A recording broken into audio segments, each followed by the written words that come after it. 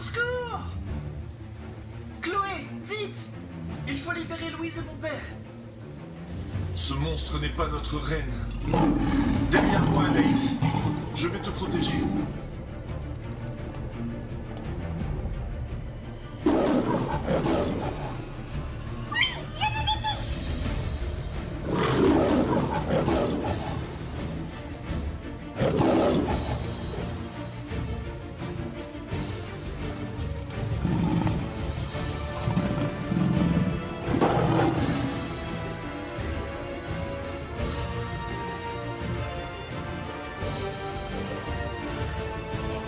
Oh, sa peau est trop épaisse. Ma flèche ne lui a rien fait du tout.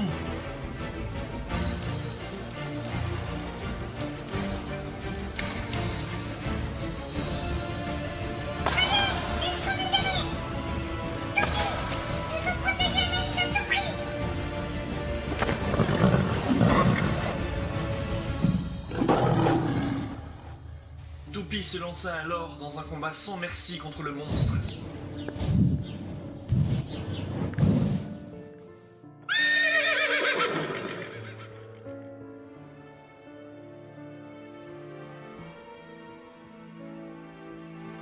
Mais il était trop fort.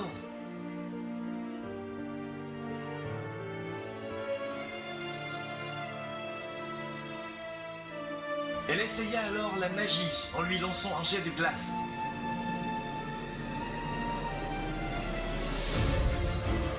La magie n'avait aucun effet sur lui.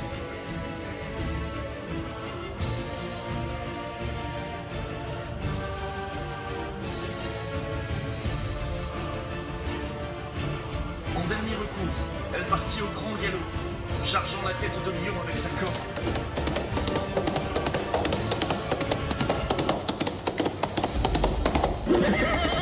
Quand soudain, l'inattendu se produisit. Le monstre bloqua sa corne à l'aide de ses pinces, vidant ainsi Toupie de toute son énergie, et le serpent la mordit, lui injectant du venin mortel.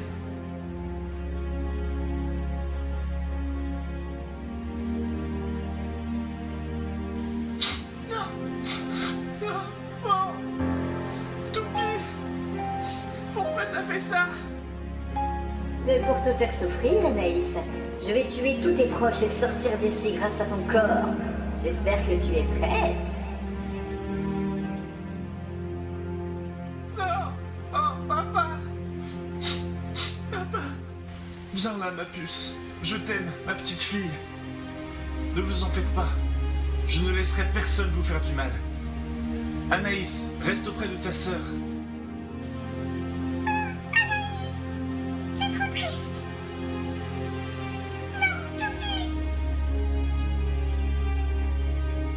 Sale monstre.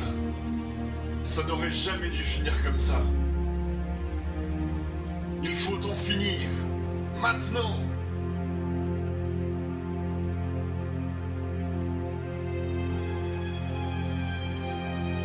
Personne ne pourra me barrer la route. Je sortirai d'ici et sèmerai la terreur dans votre monde.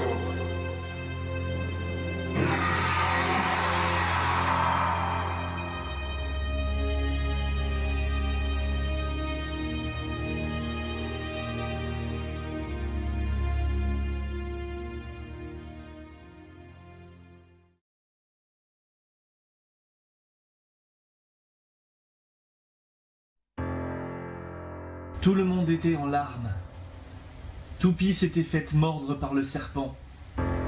Son venin coulait rapidement dans ses veines.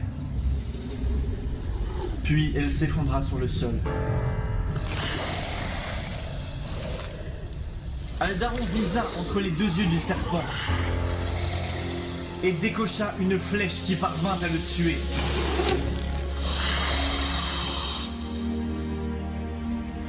Le monstre, assoiffé de sang, bondit sur Aldaron et d'un battement d'ailes l'éjecta violemment contre le mur.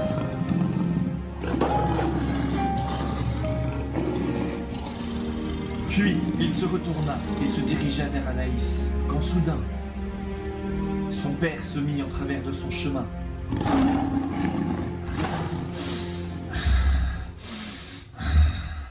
Écoute-moi bien. Personne ne touche à mes filles.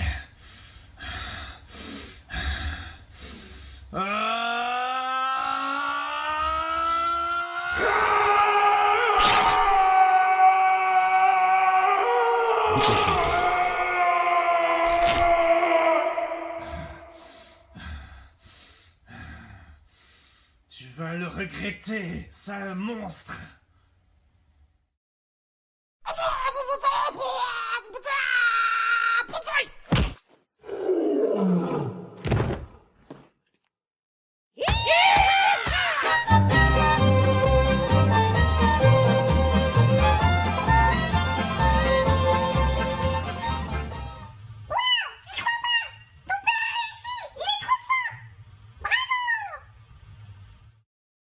Après une bonne dizaine de minutes de coma, Aldaron se releva. Aldaron, mon père a battu le monstre. Youpi!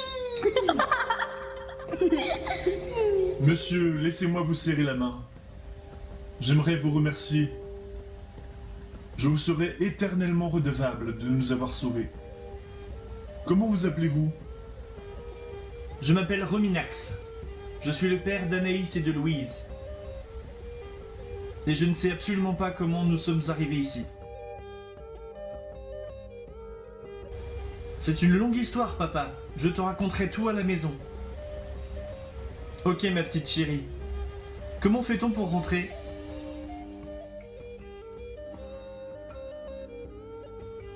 Regardez, on a oublié un prisonnier. Qui c'est à votre avis?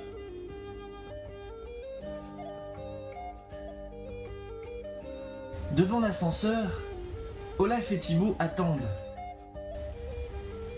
Ouh, ça fait longtemps qu'ils sont descendus, hein? Il doit se passer quelque chose. Oui, mais quoi? Et je n'en sais rien. Mais j'ai un mauvais pressentiment. Ça m'inquiète. J'espère qu'il ne leur est rien arrivé.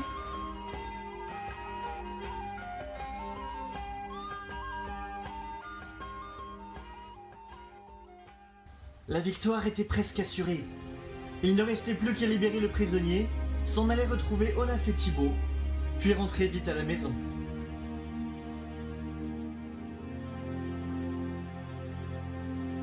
Mais qui était ce prisonnier? Le monstre était-il vraiment vaincu? Et surtout, sans toupie, comment nos amis pouvaient-ils remonter?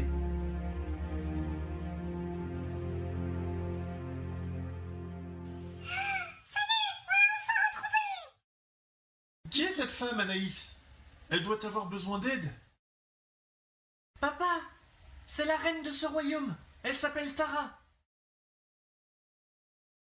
Je vais l'allonger.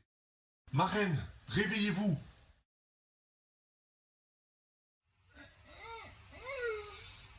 Aldaron, est-ce vous? Ah, j'ai mal à la tête. Ma reine, nous sommes tous venus vous sauver. Vous n'avez plus rien à craindre. Nous sommes très heureux de vous revoir. De quoi vous rappelez-vous? Que s'est-il passé?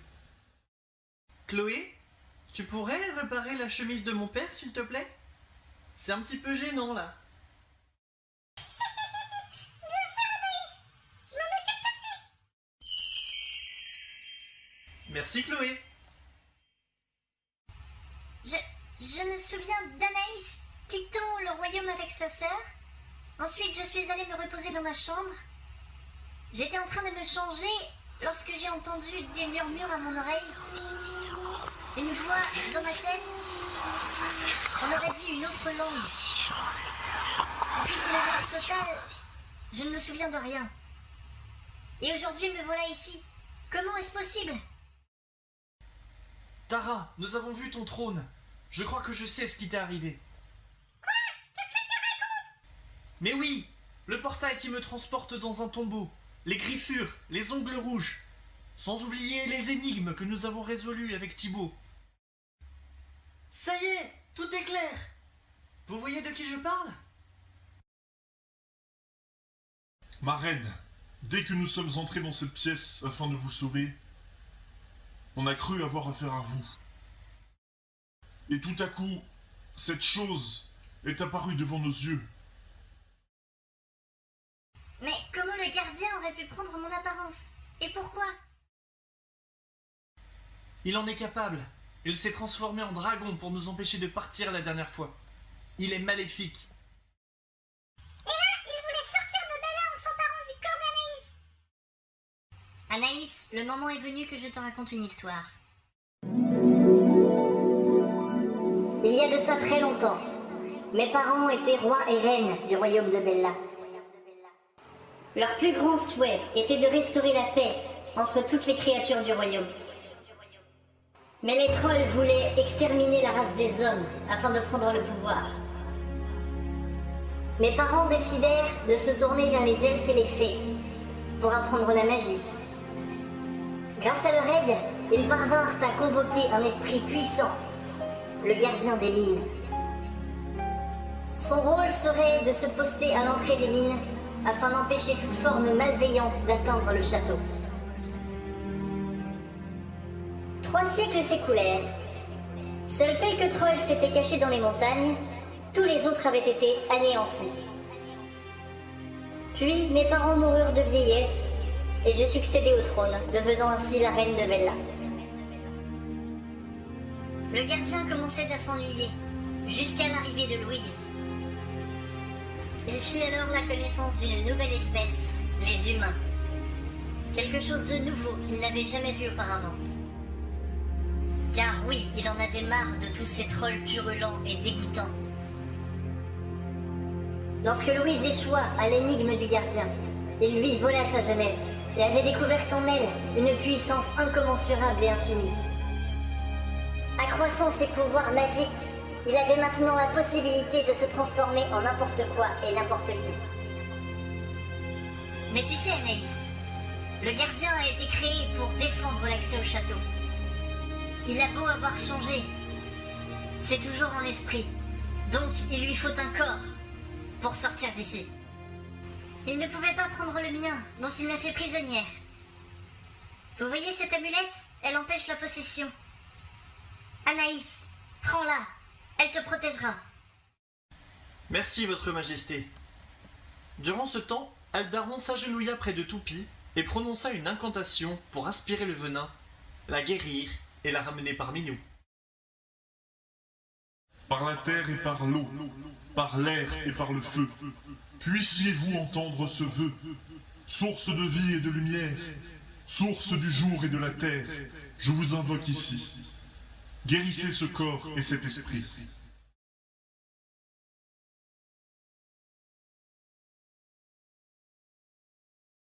Il faut nous réjouir, les amis. Toupie a repris des forces. Elle est guérie.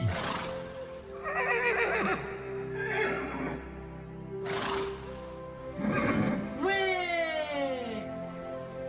Viens dans mes bras!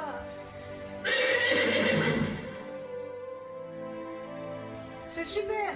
On va enfin pouvoir rentrer chez nous, papa!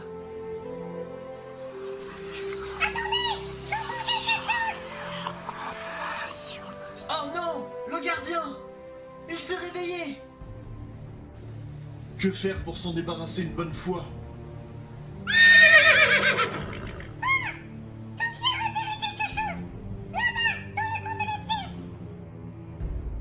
Qu'est-ce que c'est que ce truc? J'ai jamais vu ça. Laissez-moi y jeter un coup d'œil. On dirait un instrument de musique très ancien. Il y a quelque chose d'écrit dessus. C'est de l'elfique.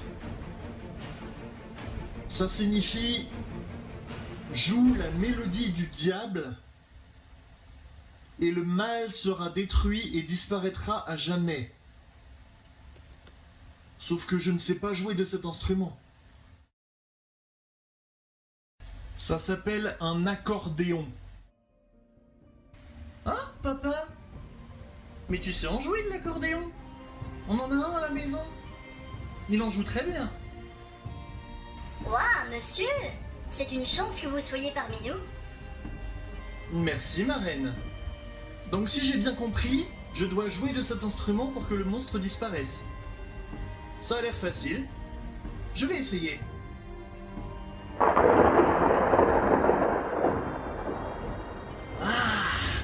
Anaïs, ton corps est à moi. Tu te trompes, gardien. Regarde ce qu'elle a autour du cou. Tu n'auras jamais son corps. Ah non. Tant pis, je reviendrai prendre ma revanche.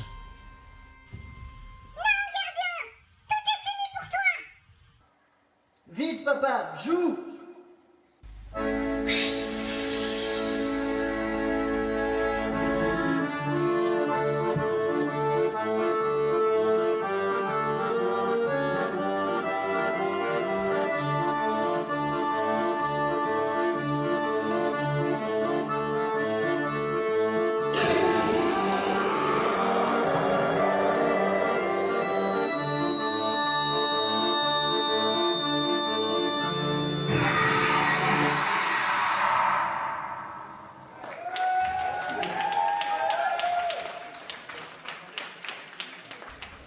Et voilà le travail.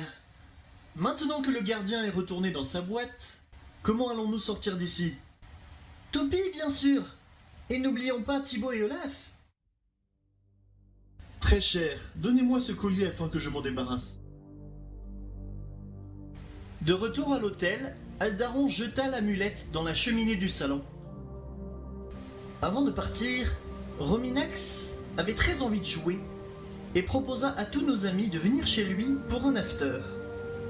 Olaf, Thibaut et Chloé acceptèrent avec plaisir, puis ils rentrèrent par un portail. Quant à Tara, elle voulut remercier Aldaron de l'avoir sauvée.